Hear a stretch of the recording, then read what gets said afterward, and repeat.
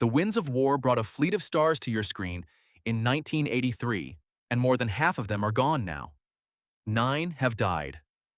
One had his leg amputated. Another rode a schooner into the Pacific. Their real lives were the storm nobody filmed. Number 1.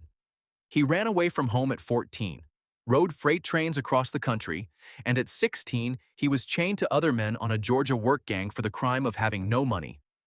Robert Mitchum carried that hard luck past into everything he ever did. On screen, he was Pug Henry, the plain-spoken Navy captain whose Berlin posting set this entire wartime saga moving. Mitchum met Dorothy Spence at a swimming hole in Delaware when he was 16, and she was 14, and he married her in 1940 in a parson's kitchen. That marriage lasted 57 years, through his drinking, his arrests, his affairs, and his fame, and Dorothy was beside his bed at the end. Together they raised 3 children, James and Christopher, who both became actors, and Patrine, who became a writer.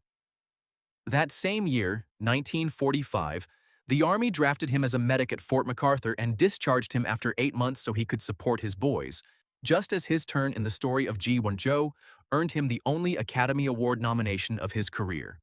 On the 1st of July 1997, Mitchum died in his sleep at his home in Santa Barbara, at 79, worn down by lung cancer and emphysema after a lifetime of cigarettes. 6 days later, his family carried his ashes onto a schooner lent by his old friend Fess Parker and scattered them into the Pacific off the California coast.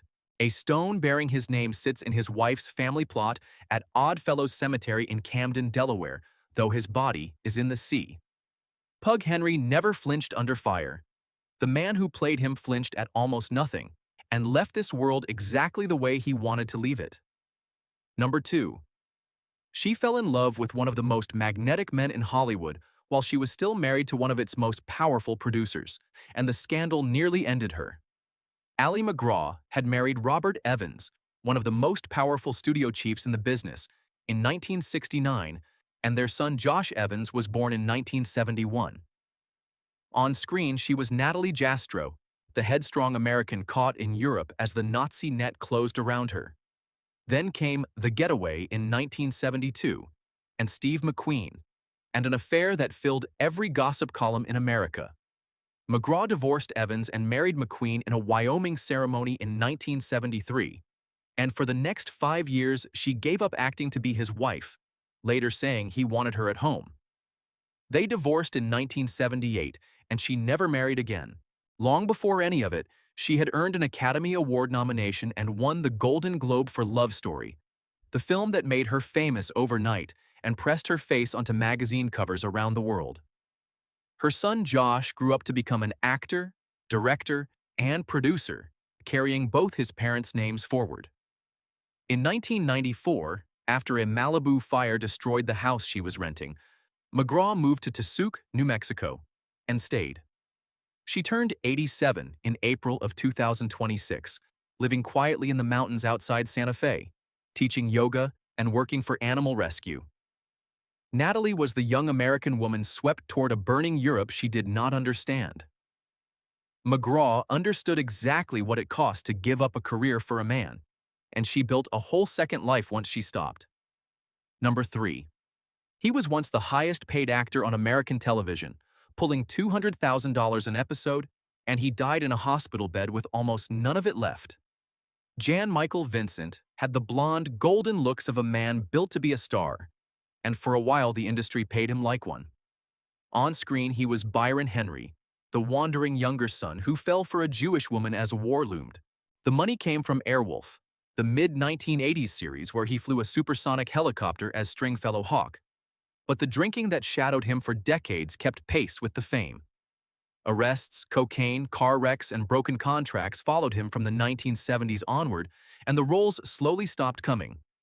In 2012, doctors amputated his right leg below the knee after an infection tied to peripheral artery disease, and he spent his final years on a prosthetic and sometimes in a wheelchair.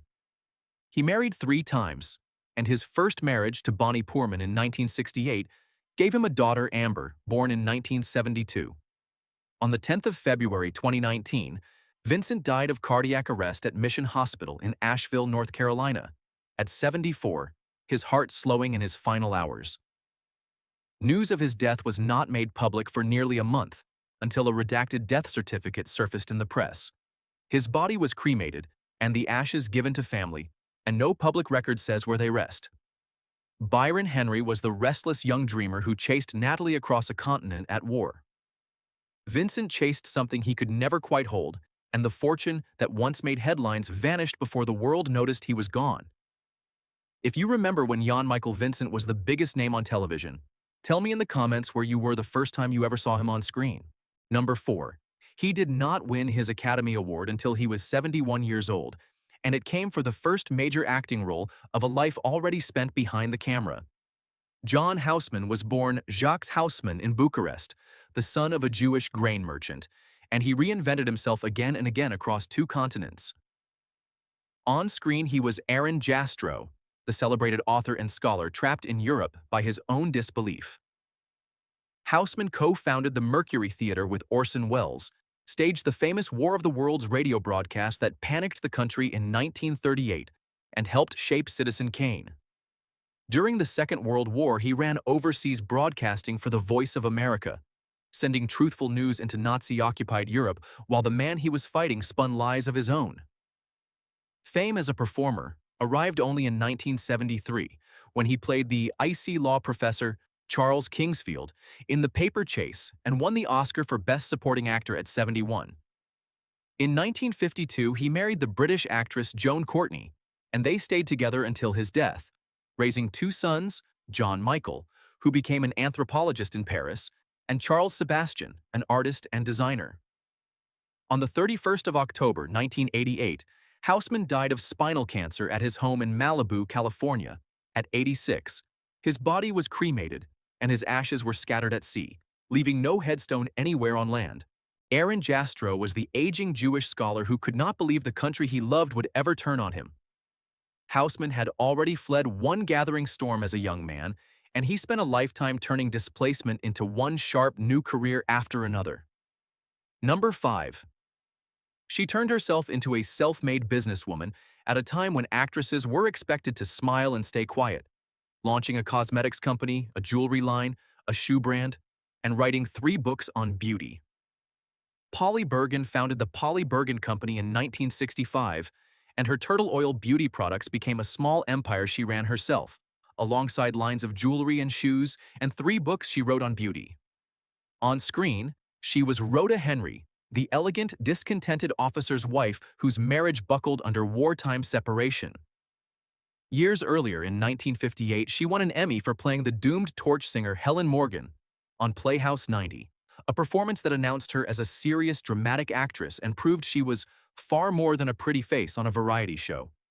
Bergen married 3 times, and the marriage that shaped her most was to the powerful agent and producer Freddie Fields, whom she wed in 1957 and with whom she raised 2 adopted children, Pamela and Peter, and a stepdaughter, Kathy. That union ended in 1975, and she later married the entrepreneur Jeffrey Endervelt. 50 years of smoking left her with emphysema, and on the 20th of September 2014, Bergen died of natural causes at her home in Southbury, Connecticut, at 84, surrounded by family and close friends. Her body was cremated, and no cemetery holds her. The ashes stayed with the people who loved her. Rhoda Henry was the restless Navy wife whose loyalty wavered under the strain of war. Bergen built something no husband could take from her, and she signed the checks with her own name until the very end. Number 6. 2 days after he married the woman he loved, the army called him to war. Chaim Topol had met Galia Finkelstein in an Israeli military entertainment troupe, married her in 1956, and was sent almost at once to the Sinai campaign, the first of many times his country's wars would interrupt his life. On screen, he was Beryl Jastrow, the resourceful cousin who slipped through the Nazi net time and again.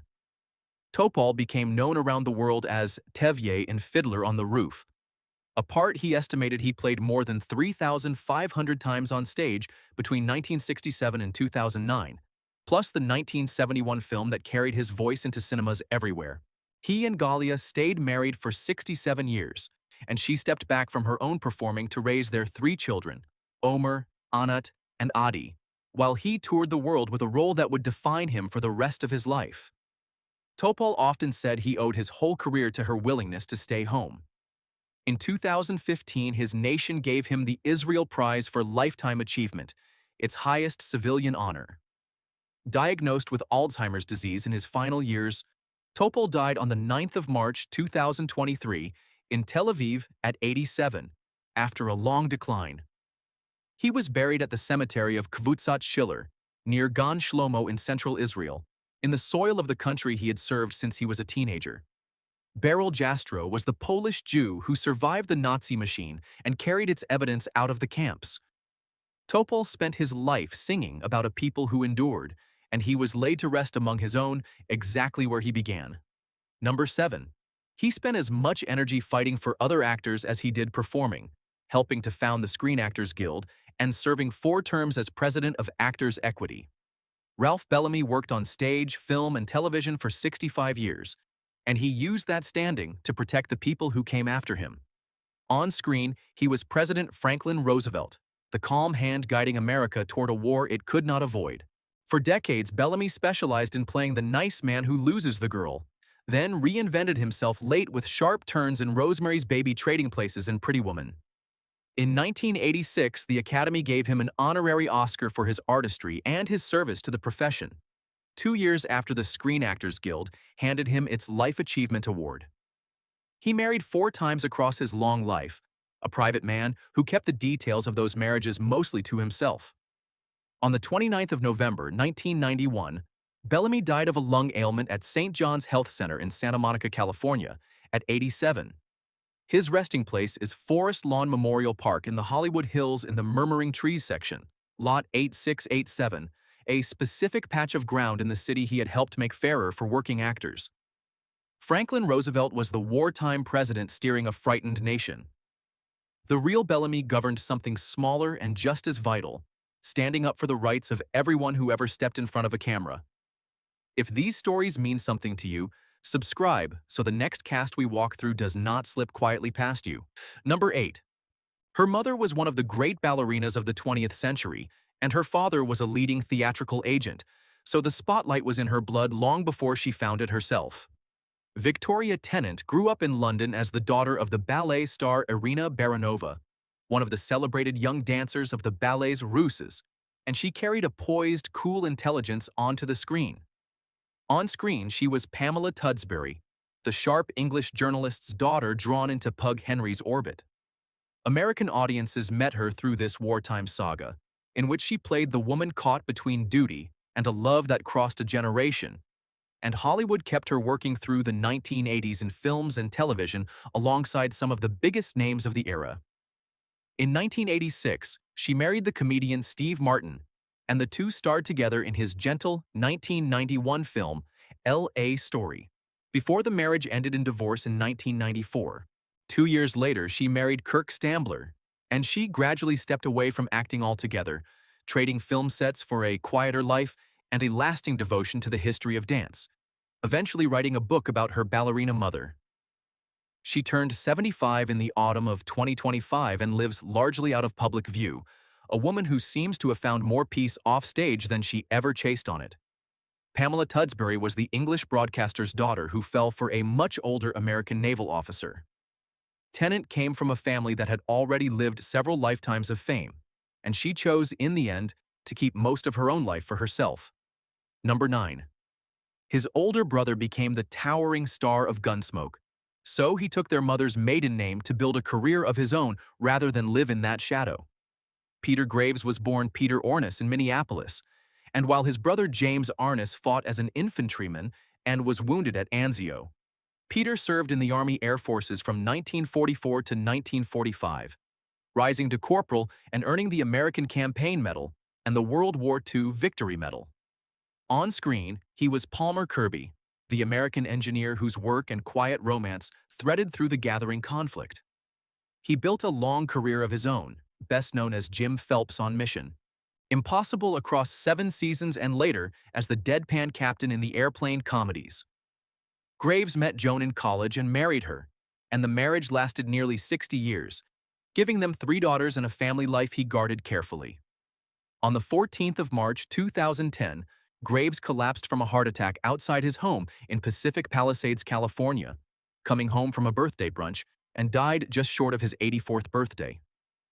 His body was cremated, and his ashes were kept by his family rather than placed under any public marker. Palmer Kirby was the American scientist moving through the corridors of a world sliding toward war.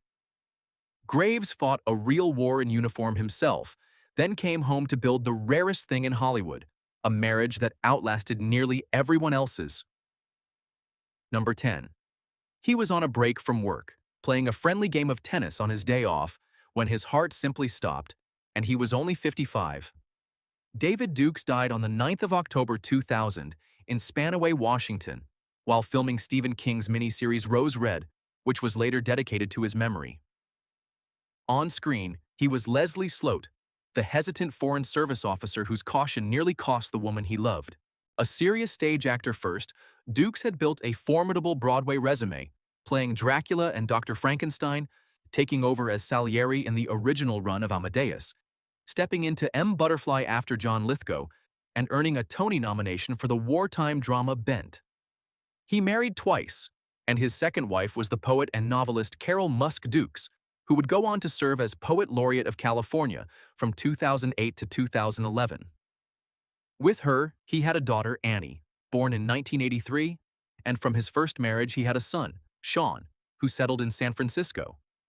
His death came with no warning on an ordinary afternoon far from home, after a stretch of long and demanding shooting days, and it was his wife who confirmed the loss to a stunned production. The film he never finished was dedicated to him when it aired, a quiet tribute from the people who had watched him walk off to play tennis and never come back. He was interred at Forest Lawn Memorial Park in Glendale, California, the same great Los Angeles resting ground that holds so many of the people he shared a screen with. Leslie Sloat was the cautious diplomat slow to grasp the danger closing in. Dukes played careful men, yet his own life ended in a single unguarded instant, on a tennis court, with everything still ahead of him. Number 11. He attended 8 different colleges and once seriously considered entering the priesthood before he ever thought about acting. Ben Murphy was born in Jonesboro, Arkansas, and raised Catholic in the Chicago suburb of Clarendon Hills, a restless young man who bounced from school to school in search of a direction he could not name. He studied at St. Procopius Academy before that long, winding college run, and he found acting only late, almost by accident. On screen, he was Warren Henry, the assured naval aviator and eldest of Pug Henry's 3 grown children. Television made him a star in 1971 as Kid Curry, the quick-drawing outlaw of Alias Smith and Jones, a role that turned him into a household face across the decade. He kept working steadily through the 1970s and 1980s in westerns, thrillers, and television movies, and he has a son, Joshua, from his relationship with Suzanne Barton. Private by nature, Murphy has guarded the rest of his personal life carefully across the years. In this wartime saga, he played the naval flyer at the heart of the family's constant worry, a golden older son every father hopes for. Now 84 years old, having marked that birthday in March of 2026, Murphy has stepped back from the screen and lives quietly. Warren Henry was the confident Navy pilot, the dependable firstborn of a military family. Murphy outlived most of the people who stood beside him in this production, a quiet survivor from a story now crowded with the departed. Number 12. He was born into a Yorkshire family of landed gentry, served his national service with 2 storied Scottish regiments, and then quietly walked away from his own surname to build a life on the stage. Jeremy Kemp was born, Edmund Jeremy James Walker, near Chesterfield, into a family that had at various times owned grand halls across Yorkshire, and he served his national service with the Gordon Highlanders and the Black Watch before taking his mother's maiden name and studying acting in London.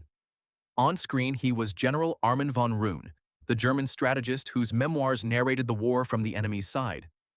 British audiences first knew him as a young constable in the original 1962 cast of the police series Z-Cars, and he went on to play a German flying ace in the Blue Max and to build decades of respected character work on both sides of the Atlantic. Intensely private about his personal life, he shared his years with an American partner, Christopher Harder. And when she died before him, the loss was one he carried quietly. He lived at various times in both Britain and California, never chasing the fame his talent could easily have won him. On the 19th of July, 2019, Kemp died at 84 after a long illness, and in keeping with the privacy he kept all his life, no public record marks where he was laid to rest. Armin von Roon was the German general whose written account framed the enemy's half of the war. Kemp, a man who had once worn a British uniform himself, spent a career inhabiting other men's histories and slipped away, leaving almost none of his own behind. They rest now in the Pacific, at Forest Lawn, in Israeli soil, in a Connecticut home, and in graves the war this show staged never once reached.